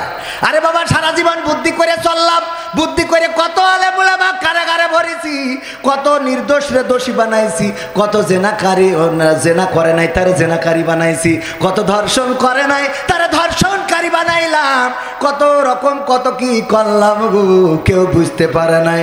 আর মরার পরে ফেরেশতাদের সাথেও এরকম একটা বুদ্ধি খাটাবো। কি বুদ্ধি? বলছে, এই যে কাফনের কাপড় পুরনোটা যখন লাগায় কবরে রেখে আসবি। আমি শুনেছি ওখানে হুজুররা বলে, জিজ্ঞেস করবে মান রব্বুকা ওয়া মান দীনুকা ওয়া মান নাবিয়ুকা। আমার যখন উঠায় জিজ্ঞেস করবে, আমি বলবো এই প্রশ্নের উত্তর আর কবার দেবো? এই প্রশ্নের উত্তর আর কয়বার দেব? ফেরেশতারা বলবে কেন? আমি বলবো কাফনের কাপড় দেখে বুঝতে চাও না আমি কি আজকে লাশ? কাফনের কাপড় পুরনো হয়ে ছিঁড়ে জাতি গেছে, আর তোমরা আবার এসে জিজ্ঞেস করতে চাও গো। আরে ওই জায়গায় কি কোনো বুদ্ধি খাটবে নাকি? না, খাটবে না।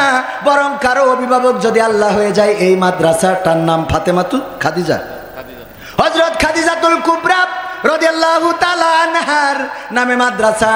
এই খাদিজাতুল কুবরা রাদিয়াল্লাহু তাআলা আনহা ইন্তেকালের সময় রাসূলকে কাছে ডাকলেন, ও গো রাসূল একটু কাছে আসেন গো রাসূল। এত ভালোবাসার স্ত্রী, কেমন ভালোবাসার স্ত্রী! আল্লাহর নবী মসজিদে নববীতে একদিন হাত তুলে দোয়া করছেন, আম্মা আয়েশা রাদিয়াল্লাহু তাআলা আনহা পিছনে থেকে হাত তুলেছেন। আল্লাহর নবী বলছেন, ওগো আল্লাহ, পরকালের ময়দানে যেদিন সন্তান তার মার পরিচয় দেবে না, মা তার ভাইয়ের সন্তানের পরিচয় দেবে না, ভাই তার বোনের পরিচয় দেবে না, বোন তার ভাইয়ের পরিচয় দেবে না, ওগো আল্লাহ, ওই পরকালের ময়দানে আমি যেন আমার খাদিজাকে না হারায়, তোমার কাছে আমি এই ফরিয়াদ করি।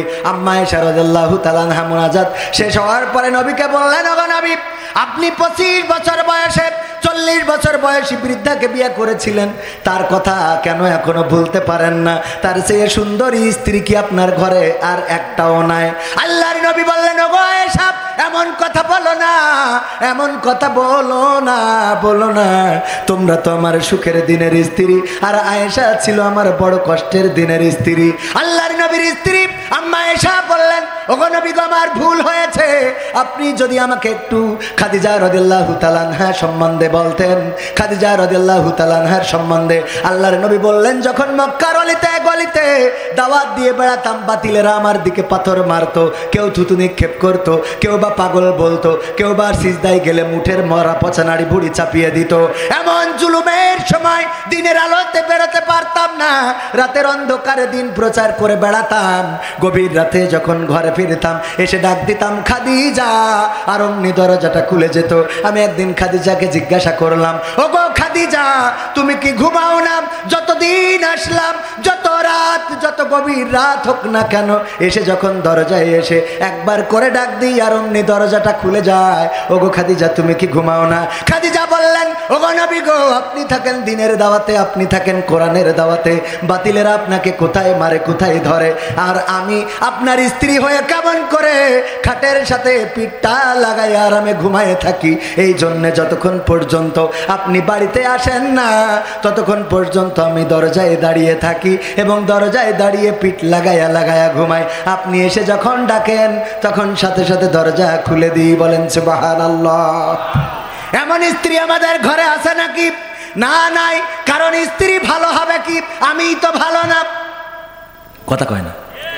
আমি সারাদিন সিনেমা দেখবো, টিভি দেখবো, চায়ের দোকানে, তাসের আড্ডায়, carrom board, free fire, PUBG, বাবজি, ইয়াবা, বাবা সব খেয়ে বাড়ি আসবো গো। আর স্ত্রী তাহাজ্জুদের জায়নামাজে বসে থাকবে। পাগল পাইছেন? কথা কয় না। ও তাহাজ্জুদের বিছানায় বসে থাকবে? বরং না, ওর বাড়ি ডিসেন্টিনা স্টার জলসা চলবে, আর তা না হলে মুখলে বল্টুর সাথে বলবে, বল্টু গো, এখনো সে বাড়ি আসে নাই, তুমি আরো 20 মিনিট কথা বলো। ঠিক না বেঠে? তুমি যেমন ওই পাশেও তেমন হবে রে। লাইলাতুল 14 ফেব্রুয়ারি আছে না নাই? যুবকদের মনে আছে না নাই? ওরে আল্লাহ, ওই দিন রাস্তাঘাটে চলা যাবে না।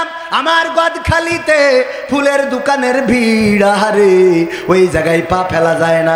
একটু রাস্তা দিয়ে যে চলবেন, তা আমার এই যুবক যুবতীদের জন্য চলা হবে না। এই যুবক যুবতীগুলো কারা? ওরা তো আমার আপনার সন্তান, ওরা আমার আপনার ভাই, ওরা আমার আপনার প্রতিবেশী। তাহলে ওদেরকে সচেতন কে করবে? কেউ করে না, বরং যার মতো সেই চলে। আজকে যেন জাহান্নামে যাওয়ার জন্য পাল্লা পাল্লি শুরু করেছে। ঠিক না বেঠিক? আর মরার তারপরে আমরা বলি বিসমিল্লাহি ওয়া আলা মিল্লাতি রাসূলিল্লাহ, আল্লাহর নামে রাসূলের দলে তুলে দিলাম। অথচ বেঁচে থাকতে কোনোদিন রাসূলের দলে চড়ে নাই, মুখে দাড়িটা রাখে নাই, মাথায় টুপিটা পরে নাই, পাঞ্জাবিটা গায়ে দেয় নাই, পাগড়িটা পেছায় নাই, ক্লিন শেভ, চুলের কাটিং কুত্তা কাটিং গো, আবার ঘোড়ার লেজের মতো করে রেখেছে। তারপরে ফ্রি ফায়ার পাবজি, আজান দিলে মসজিদে যায় না, কারণ উনি প্যানে করে ফেলে, এই জন্যে উনি মসজিদে যায় না। ডাকলেই বলে যে প্যানের সমস্যা, কাপড়ের সমস্যা, এগুলো করে না। আজকালকের ছেলেরা বই নিয়ে আর বসে না, ও বাবা গুগলে সার্চ করিয়া পড়ে। ওরে কালের মেয়েরা কোরআন হাদিস ধরে না, আমার ঝিনেদা শৈলকুপার মা বোনেরা কোরআন হাদিস পড়ে না, ও আল্লাহ টিকটকে ভিডিও ওরা করে। আজকালকের ছেলেরা বই নিয়ে আর বসে না, গুগলে সার্চ করিয়া পড়ে। আগের সময় প্রেম করিলে ইঞ্জিনিয়ার শফিকুল ইসলাম বলতো পাইছো কি, এখন বলে শখ করিয়া বাবু তুমি খাইছো কি। ঠিক না বেঠে?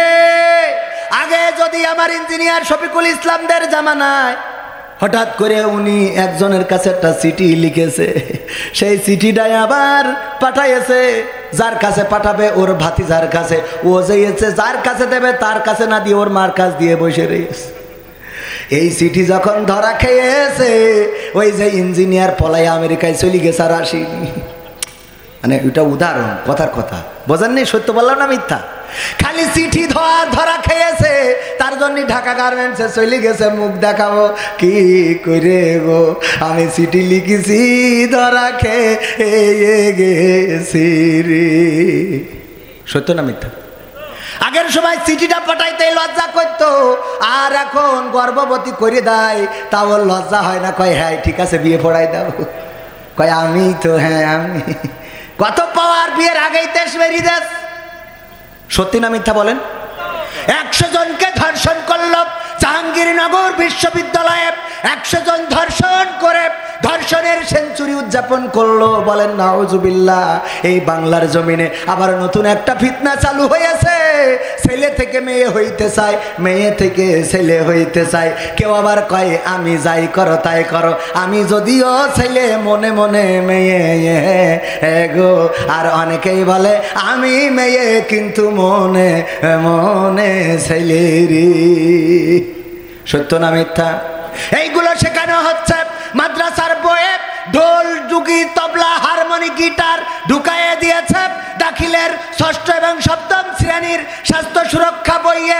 আগে শেখানো হয়তো বজ্রপাত কেন হয়, কারণ মেঘে মেঘে ঘর্ষণ হয়, আর ঘর্ষণ থেকে বজ্রপাত হয়। আর এখন 6ষ্ঠ শ্রেণীর বইয়ে শিখাইয়েছে বজ্রপাত কেন হয়, ছেলে আর মেয়ে ঘর্ষণ সৃষ্টি হয়, তার থেকে বজ্রপাত হয়। নাউজুবিল্লাহ বলবেন না? এই সত্য বলছি না মিথ্যা বলছি? যদি কথা একটা মিথ্যা বলি আসেন যে কথা মিথ্যে হচ্ছে। আগে মেঘে মেঘে ঘর্ষণ হয়ে আমরা চিড়িক মারা দেখে দৌড় দিতাম। কি চিড়িক? যে চিড়িক মারা, আপনারা কি করেন? চিড়িক মারা, হ্যাঁ, যেই চিড়িক মার তমনি দৌড় দিতাম। মা কতই শিকির ঘরে আয়, এক্ষুনি ডাক মারবে। এক্ষুনি কি মারবে? ডাক মারবে। আমরা মনে করতাম চিড়িক মারিয়ে সংকেত দিলে যে ঘরে ঢোক, এইবার কুপান শুরু হবে। আসলে কিন্তু সিডা না, বরং ওই চিড়িকটাই হলো কুপান, আর শব্দটা একটু পরে আসে। সত্য না মিথ্যা? বিজ্ঞান আবিষ্কার করলো শব্দের গতি আর আলোর গতি। আলোর গতি প্রতি সেকেন্ডে কত হাজার মাইল যেন ভুলে গেছি, হ্যাঁ, 1,86,000 মাইল। আর শব্দের গতি তার থেকে কম, এই জন্য চিড়িকে সেতে আগে কুপান্ডা দেয়, তারপরে শব্দ এসে ঠান্ডা করে। আমরা এটা শিখলাম বই পড়ে, আর এখন শিখাচ্ছে একটা মেয়ে আর একটা ছেলে যখন চিড়িক মারে তখন ওরা দুইজনে ঘষাঘষি করে, তারপরে যে বজ্রপাত হয়।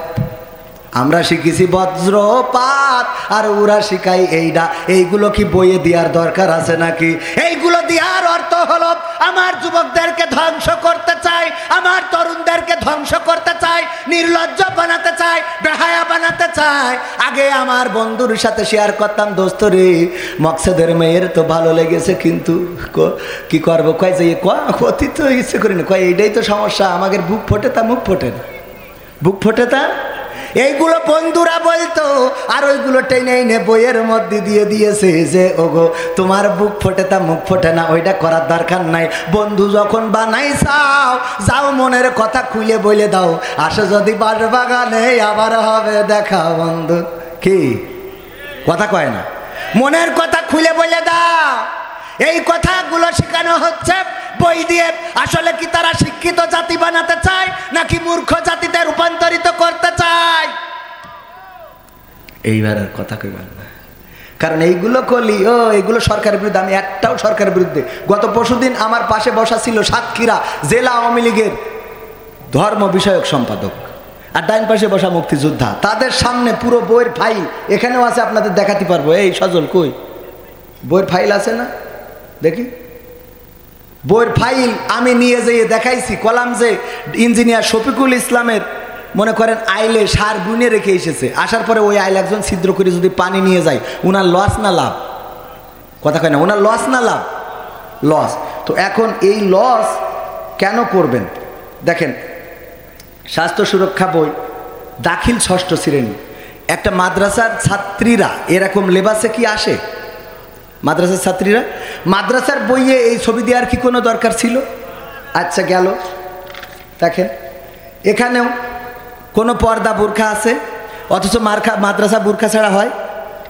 এখানে দেখেন শিল্প ও সংস্কৃতি, শিল্প সংস্কৃতির মধ্যে ঢোল, ডুগি, তবলা, হারমোনি, এইগুলো কি আমাদের শিক্ষা ব্যবস্থায় আছে?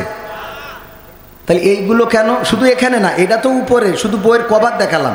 এবার ভিতরে দেখেন ডাইরেক্ট কিভাবে ঢোল বাজাইতে হবে মাদ্রাসায় যে শিখাচ্ছে, এ সহ্য না করি পারা যায়? বলেন আপনারা।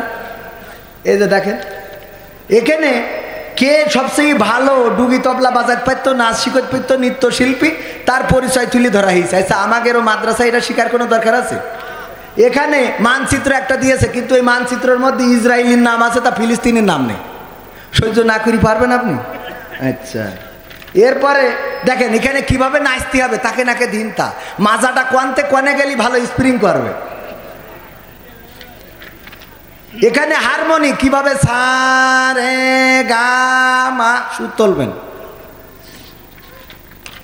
এখানে কিভাবে আপনি এই তবলাটারে কন্ট্রোল করে বাজাবেন, দুঃখ থাকা দুঃখ থাকা দুঃখ থাকা, এভাবে অসংখ্য। কয়টা দেখাবো?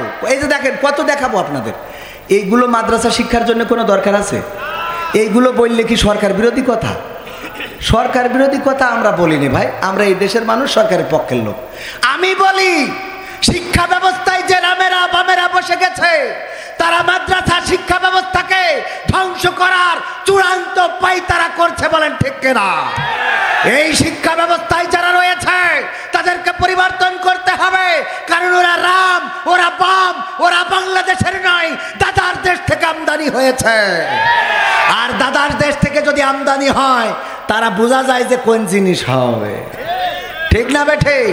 আমাদের বাবরি মসজিদ ভেঙেছে 1949 সালে। বাবরি মসজিদটা সেখানে বলল যে এখানে রাম মূর্তি পাওয়া গেছে, এটা ছিল ষড়যন্ত্র। মসজিদের মধ্যে মূর্তি রেখেই সে ঘোষণা করে দিলে রাম মূর্তি পাওয়া গেছে, এই বলে ওই জায়গাটা ঘিরে দিলে মুসলমানও যাবে না, হিন্দুও যাবে না। 1992 সালে কোর্টের মাধ্যমে একটা পুতুল কোর্টের রায় নিয়ে আসলো যে এই মসজিদটা আসলে মসজিদ না, এটা হলো মন্দির, হিন্দুদের রাম মন্দির, এই বলে সেটা ওপেন করে দিল। আর সেখানে সেই মসজিদটা ভাঙা হলো, ভাঙলো 1992 সালে। অটল বিহারী বাজপেয়ী তার নেতৃত্বে বাবরি মসজিদ ভাঙা হলো, মুসলমানদের কলিজায় আগুন ধরানো হলো। শুধু তাই নয়, এই বছর 2024 সালে এসে তারই সেই অটল বিহারীর বাজপেয়ীর পথের প্রতীক নরেন্দ্র মোদী সরকার সেখানে ওই রাম মন্দির নির্মাণ করে 22শে জানুয়ারি উদ্বোধন করে শেষ ব্রেকটা ঠুকে দিয়েছে। যারা বলে ধর্মনিরপেক্ষতা মতবাদে বিশ্বাসী, তারা আসলে ধর্মনিরপেক্ষতা মতবাদ চায় না, বরং তারা বিশ্বের জমিনে হিন্দুয়ানি মতবাদ কায়েম করতে চায়। ঠিক না বেঠে? আমার দেশে কোথাও মন্দির ভেঙে মসজিদ হয়েছে একটাও দেখাতে পারবেন না? পারবেন? মন্দির ভেঙে মসজিদ হয় নাই। যেই দেশ ধর্মনিরপেক্ষতার কথা বলে সেই দেশে মসজিদ ভেঙে মন্দির, মন্দির ভেঙে মসজিদ হয়েছে। এটা দুঃখজনক। আর আজকে আমাদের শিক্ষা ব্যবস্থায় এইগুলো ঢুকানো হয়েছে। এইগুলো কইলেই কয় হুজুর সরকার বিরোধী কথা বলবেন না। আরে বাবা, সরকার বিরোধী কথা কি? আমি তো ওই যে আগে বললাম যে সার বুনে রেখে এসেছে, একজন ছিদ্র করে দিয়েছে, পানি বের হয়ে চলে যাচ্ছে, তাহলে ওনার ক্ষতি না? এটা ওনার বলে দেওয়ার দরকার আছে না নাই? বলে দিলে উনি যেই অন্তত গর্তটা বন্ধ করে দিতে পারবে। তো আমাদের দেশেও ঠিক ওই রকম সরকার পদ্মা সেতু করছে, মডেল মসজিদ করছে, ইমামদের ইসলামিক ফাউন্ডেশনের মাধ্যমে বেতন দিচ্ছে, ইসলামী শিক্ষা ব্যবস্থা কত কি করতেছে। আর এর মধ্যে ডুগি তবলা মাদ্রাসায় ঢুকে দিয়ে সেই ইন্দুরি কেটে দেওয়া মতো পানি বেরোয় চলে যাচ্ছে, সরকারের ক্রেডিট সব শেষ। ঠিক না বেঠিক? কথা কয় না, ঠিক না বেঠে? এইগুলো সচেতন করার দরকার আছে না নাই? এইগুলোর জন্য যদি প্রতিবাদী না হন, শুধু এখানেই শেষ না, কিশোরগঞ্জে ইসলাম শিক্ষা বইয়ের মধ্যে হিন্দুদের মূর্তির পরিচয়, গোটা বই হিন্দুদের মূর্তি দিয়ে ভরা। দেখেছেন না টেলিভিশনে? দেখেছেন না আপনারা? এই কাজটা কেন করা হলো? যেই দেশে মুসলমান এত বেশি, সেই দেশে হয়তো এমন হইতে পারতো যে হিন্দুদের বইয়ের মধ্যে ইসলাম শিক্ষা ঢুকে গেছে। ঠিক না বেঠিক? কারণ বেশি যেইটা সেইটা হওয়ার কথা না, কম যেটা সেটা হয় কি করে? কম যেটা সেটা কিভাবে হবে? বরং হিন্দুদের, তবে আমরা চাই না যে হিন্দুদের বইয়ের মধ্যে ইসলাম শিক্ষা ঢুকুক আর আমাদের ইসলাম শিক্ষার মধ্যে হিন্দুদের মূর্তি ঢুকুক। এটা আমরা কেউ চাই? এটা আমরা চাই? মনে আছে আগের সময় প্রেম করিলে ইঞ্জিনিয়ার বলতো পাইছ কি, এখন বলে শখ করিয়া বাবু তুমি খাইছ কি? লজ্জা শরম নাই, আইলাম কোন জামানাই, ভবিষ্যৎ দেখি অন্ধকারে। আজকালকের ছেলেরা বই নিয়ে আর বসে না, গুগলে সার্চ করিয়া পড়ি। ঠিক না বেঠিক?